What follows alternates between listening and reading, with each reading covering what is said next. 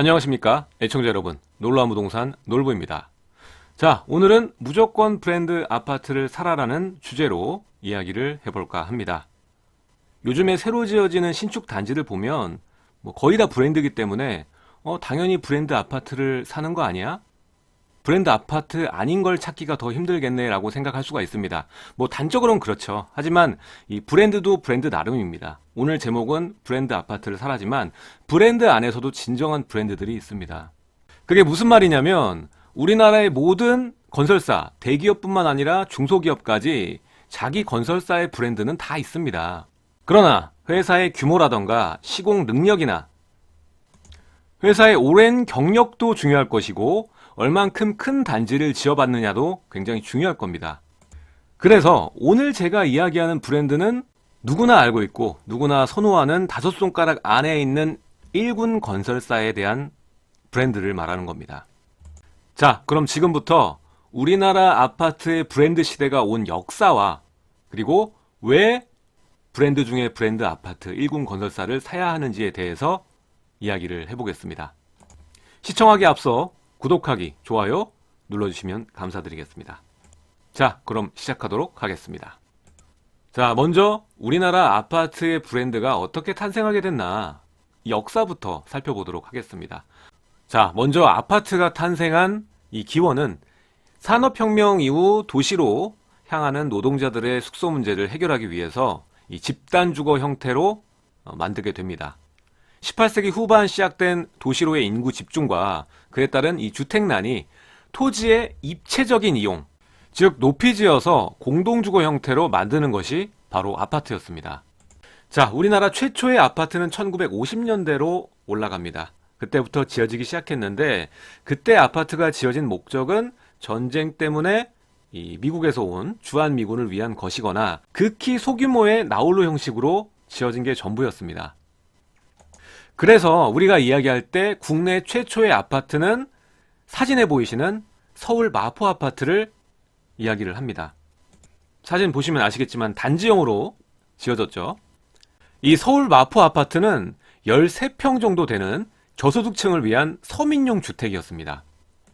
이렇게 우리나라에서는 1960년대 이후에 이 폭발적으로 인구가 증가를 하면서 도시의 주거 수요에 비해서 이 택지나 주택이 턱없이 부족했기 때문에 그 해결책으로 아파트가 등장을 하게 된 겁니다. 자, 이렇게 1950년대부터 70년대에 이르는 시간 동안은 아파트에 브랜드가 따로 있던 게 아니라 지역명을 이름으로 한 아파트들이 많았습니다. 아파트 자체가 희소화했기 때문에 그 희소성을 바탕으로 어디에 세워졌는지가 중요했던 시절이죠. 예를 들어 사진에 봤던 마포 아파트나 용산의 한남동 아파트나 이렇게 아파트 이름 앞에 지역명을 붙였습니다. 60년대 말 이 대한주택공사가 한강변에 이 중대형 아파트를 공급하면서 저소득층을 위한 서민용 주택의 이미지에서 중산층이나 부자들의 주택으로 이미지가 바뀌기 시작합니다. 당시에는 이 대한주택공사가 주축으로 국영기업이 공급을 했기 때문에 아파트의 구조나 품질이 균일했습니다. 그러니까 1950년대부터 70년대까지 아파트의 태동 시기에는 아파트가 어디에 들어섰는지 입지와 그리고 향이 굉장히 중요했던 시절입니다. 요즘에도 나이가 많으신 분들은 향부터 찾으시죠. 남향이냐 남동향이냐 이게 제일 중요하시죠. 나이 드신 분들은. 자, 1970년대는 우리나라에서 아파트가 본격적으로 공급되던 시기입니다. 이 시기의 대표적인 아파트는 서울의 반포지구와 잠실지구 대단지였습니다. 이렇게 70년대부터 도시지역을 중심으로 영리를 목적으로 한 민간기업의 아파트 개발 사업이 본격적으로 시작이 됐습니다. 80년대에 들어와서 아파트는 드디어 질적인 변화를 시작합니다. 다양한 형태의 유형들이 나타났지만 방의 수를 늘리기 위한 작은 방들이 사라지고 평면 구조는 거실을 중심으로 해서 안방과 작은 방, 각 방들이 둘러싸는 구조가 자리를 잡게 됩니다. 이전에는 대가족이었기 때문에 방의 개수가 굉장히 중요했던 시절이었고요. 80년대 들어서면서부터 핵가족화가 시작되고 대부분 국민주택 규모인 85제곱미터가 주류를 이루게 됩니다. 요즘에는 핵가족화를 지나서 1, 2인 가구 시대죠. 그만큼 건설사에서도 초소형 아파트들을 내놓기 시작하고 굉장히 인기도 많습니다. 이렇게 인구 구조에 따라서 아파트의 구조 자체가 변화되고 있는 모습입니다. 자, 이렇게 1970년대부터 90년대까지 이때부터 아파트의 브랜드는 시작되었다 봐도 무방할 것 같고요. 이때부터는 회사 이름과 지역 이름을 같이 더한 이름이 유행이었습니다. 대표적으로 압구정 한양, 송파 한양 이런 식으로 이름이 지어졌습니다. 이렇게 민간 기업의 활발한 공급과 아파트 보급률의 증가, 그리고 결정적으로 98년 아파트 분양가가 자율화되면서 규제 완화 등의 시장 환경이 변화를 했습니다. 그렇기 때문에 서로 경쟁을 할 수밖에 없는 상황이 되었고, 경쟁이 심화되면서 각자 건설사만의 새롭고 차별화된 그러한 정체성을 가진 고객의 욕구에 맞춘 다양한 컨셉의 아파트가 등장을 하면서 이전 아파트와의 차별점을 두기 위해서 독자적인 브랜드 이름이 필요해졌습니다. 자, 여러분, 우리나라의 최초의 아파트 브랜드 이름이 뭔지 아십니까? 어느 회사일까요? 대부분의 분들이 삼성레미안 떠올리실 겁니다. 하지만 1999년 롯데캐슬이 브랜드의 시작이라고 보시면 됩니다. 롯데건설이 롯데캐슬을 출시하면서 국내 건설업계 최초 브랜드 아파트 시대를 열었습니다. 약간 귀족이 사는 아파트 이런 이미지였죠. 독수리 문양의 성벽 같은 느낌이나 이런 것들, 고급화 전략 다 좋았지만 개인적으로 좋아하는 브랜드는 아닙니다. 품질이 이름을 좀 못 따라가는 것 같아요. 자, 그 후 1년 뒤 2000년 대림이 이편한 세상, 삼성은 레미안을 발표를 합니다. 자, 여러분들, 이편한 세상이 왜 이편한 세상인지 아십니까? 우리가 그냥 편한 느낌, 이편한 세상 이게 아니라 이때 이 브랜드가 나올 때 랜선이 처음 깔리기 시작했습니다. 아파트에. 그러면서 인터넷 아파트를 표방하는 이편한 세상이 론칭을 한 거죠. 그러니까 인터넷 하기 편한 아파트다 이런 겁니다.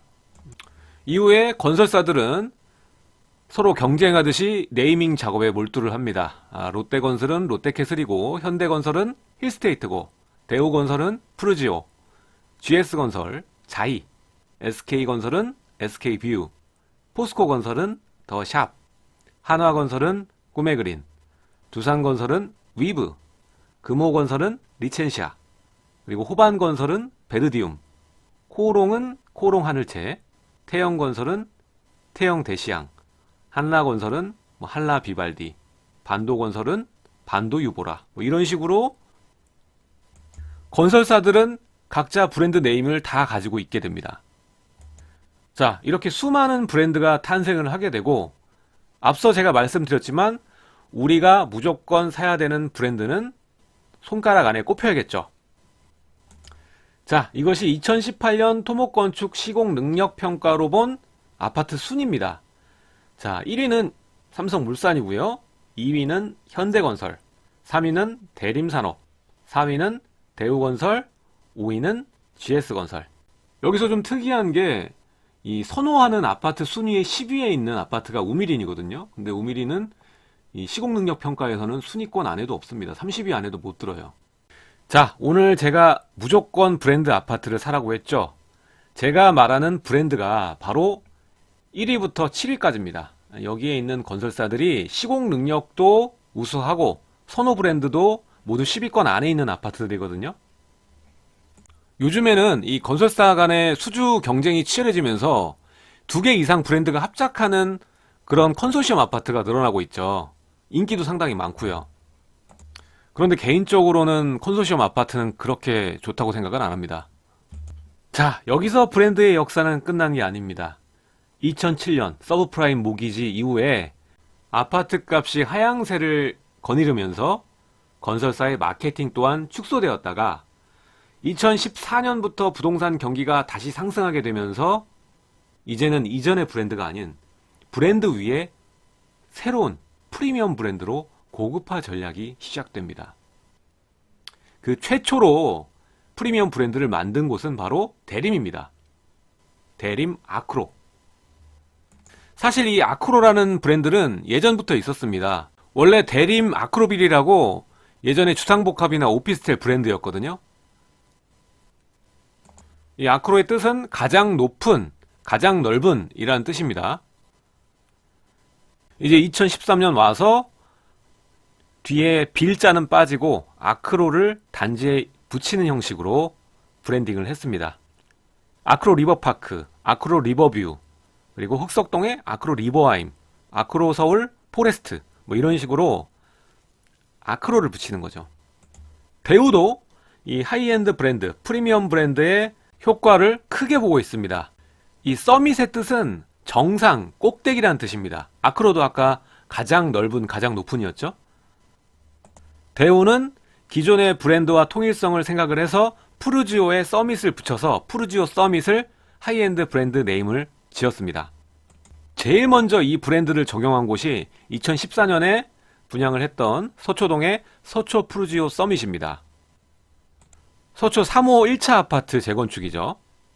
그리고 현대는 이 기존의 힐스테이트와 별도로, 원래 힐스테이트 전에 또 홈타운 있었죠. 2015년에 프리미엄 브랜드 DH를 선보입니다. 이 뜻은 뭐냐면 앞에 붙는 게 D예요. D는 단 하나뿐인 프리미엄 라이프를 의미를 하는 거고, H는 현대의 H, 그리고 하이엔드 하우징의 앞글자 H, 고급 주거, 그리고 하이 리빙 소시어티, 상류 생활 사회. 그래서 DH. 재밌는 게 DH는 프리미엄 브랜드 이미지를 확고히 한다는 차원에서 평균 평당 분양가가 3,500만원 이상 단지에만 적용을 해줍니다. 그래서 이 DH 브랜드는 2015년 4월 3호 가든 3차 재건축에서 처음 시작이 됩니다. 그리고 이외에 그 프리미엄 브랜드 보면 이제 한화건설 보면 이 갤러리아라는 이름 붙이죠. 유명한 성수동 갤러리아 포레, 그리고 잠실동에 또 갤러리아 팰리스가 있습니다.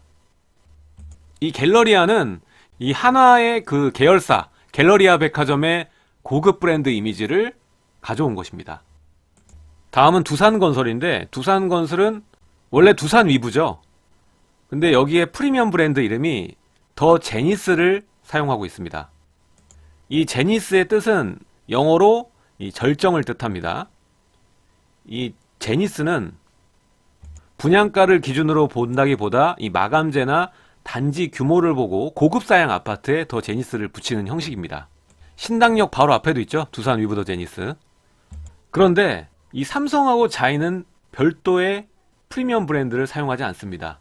이 레미안하고 자이는 각자 브랜드 그냥 가져가면서 이 새롭게 지어지는 단지별 차별화, 그리고 고급화 전략을 꾀하는 전략을 쓰고 있습니다. 이 삼성 같은 경우에는 각 단지별로 이름이 따로 있어요. 앞에 레미안 붙이고 이름이 있습니다. 예를 들어서 반포주공 2단지 재건축한 반포 레미안 퍼스티지, 그리고 레미안 신반포 팰리스, 그리고 레미안 대치 팰리스, 서초 STG, 뭐 개포 레미안 블레스티지, 이렇게 레미안 뒤에 아파트 단지별로 이름을 부여하는 형식으로 네이밍을 하고 있습니다. 그리고 GS건설은 그냥 여러분들이 GS건설 자이 떠오르면 뭐가 생각나나요?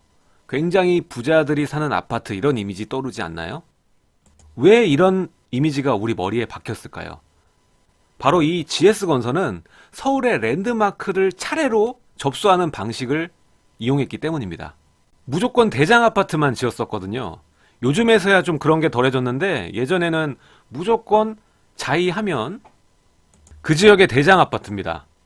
아까 레미안은 뒤에다가 그 단지의 이름을 붙였잖아요. 얘네들은 자이라는 글자 앞에 그 단지의 특성을 붙입니다. 지역명, 특성, 자이, 이런 식으로. 반포 센트럴 자이, 목동 파크 자이, 뭐 이런 식으로요. 여기서 또 재밌는 게 그랑자이가 이 프리미엄 브랜드 아니냐, 이렇게 생각하시는 분들이 있어요. 얘네들이 대규모 아파트 단지 이름으로 그랑자이를 붙였거든요. 근데 이렇게 하다 보니까 조합원들이 다 그랑자이를 이름으로 붙여달라. 이게 프리미엄 브랜드 이름 아니냐. 그랑자이로 해달라. 이런 요구가 끊이지 않았다고 해요. 그래서 결국에 이 GS건설은 그랑자이를 둘러싼 오해를 해소하고 다른 단지들하고 형평성을 고려해서 앞으로는 그랑자이라는 이름을 붙이지 않는다고 합니다. 자, 이렇게 요즘에는 2개 이상의 컨소시엄 아파트들이나 브랜드 위에 브랜드, 하이엔드 브랜드의 인기가 굉장히 많은 상황입니다. 각 브랜드들은 이 첨단 테크놀로지를 통한 편리함, 그리고 안정성을 추구하고 있고요. 인간 중심의 부드러움과 안락함을 제공하는 이미지를 구축하려고 합니다. 특히 요즘에 이 도심지 외의 아파트 같은 경우에는 이 친환경 파리, 그리고 생태계 아파트 파리를 많이 하죠. 인기도 많고요. 문제는 브랜드도 양극화되어 있기 때문에 대형 건설사의 브랜드 신뢰도가 너무나 강하고 재구매율이 높기 때문에 중소건설사들이 시장에 진입하는 게 갈수록 어려워지고 있습니다. 그리고 오늘도 제가 그 얘기를 하고 있잖아요. 중소건설사의 아파트는 사는 게 아니다. 이렇게 얘기를 하고 있죠. 자, 그래서 오늘의 결론입니다. 브랜드 아파트에 살아야 하는 이유. 아까도 시공능력 평가에서 제가 7개 아파트들 이야기를 했죠. 같은 입지와 같은 규모의 아파트일 경우에도 이 브랜드에 따라서 걸어서 한 발짝만 가도 되는데 브랜드에 따라서 수천만 원의 가격 차이가 납니다. 이거는 시간이 쌓이면서 여러분들한테 학습된 결과입니다. 어떤 브랜드가 좋구나, 어떤 브랜드는 별로구나. 이게 다 학습이 된 거예요. 자동차도 마찬가지, 가방도 마찬가지. 이미 각인이 된 거거든요. 그럼 왜 이런 각인이 생겼을까? 대기업일수록, 시공 경험이 많을수록, 대단지를 많이 지어봤을수록 이 하자 대응에 대한 매뉴얼이 잘 돼 있고 서비스가 굉장히 좋습니다. 솔직히 7위권 아파트들 보면은 어느 하나가 정말 잘 짓는다, 아니면 누가 정말 못 짓는다, 이런 아파트들은 없어요. 근데 이 하자에 대한 대응과 이 서비스의 품질, 이게 브랜드의 차이를 만드는 거거든요. 삼성이 이건 제일 잘하는 것 같아요. 자이는 이 수주 능력이 너무 좋은 것 같고, 대림은 집을 잘 짓는 거는 제일 잘 짓는 것 같아. 어차피 브랜드라는 거는, 브랜딩이라는 거는 자기의 영역을 구축하는 거거든요. 이 건설사 입장에서는 이 브랜드의 충성 고객을 늘리고, 그리고 이 재구매율 높이고, 이런 게 중요한 거고, 이 수요자들한테는 이 브랜드를 보고, 아, 저기 사고 싶다, 뭐 이런 이미지, 구매 동기를 만들어내는 거거든요. 브랜딩 자체가. 그렇기 때문에 유명한 브랜드가 아니면 인지도와 환금성이 많이 떨어지게 됩니다. 심지어 어떠냐면 역에서 2분짜리 수자인이 역에서 5분짜리 삼성레미안한테 그냥 밀려요. 브랜드가 이렇게 큽니다. 제가 어느 지역이라고까지 얘기는 안 할게요. 근데 브랜드가 입지를 우선하는 데가 있더라고요. 자, 또 재밌는 게 뭐냐면 그래도 서울하고 수도권은 입지가 먼저고 그 다음 브랜드인데 지방 같은 경우에는 무조건 브랜드가 먼저인 경우가 많아요. 지방이 브랜드를 더 좋아한다는 겁니다. 이제는 아파트 자체의 가격 플러스해서 브랜드 프리미엄까지 형성되어 있다고 봐야 됩니다. 시장 자체가.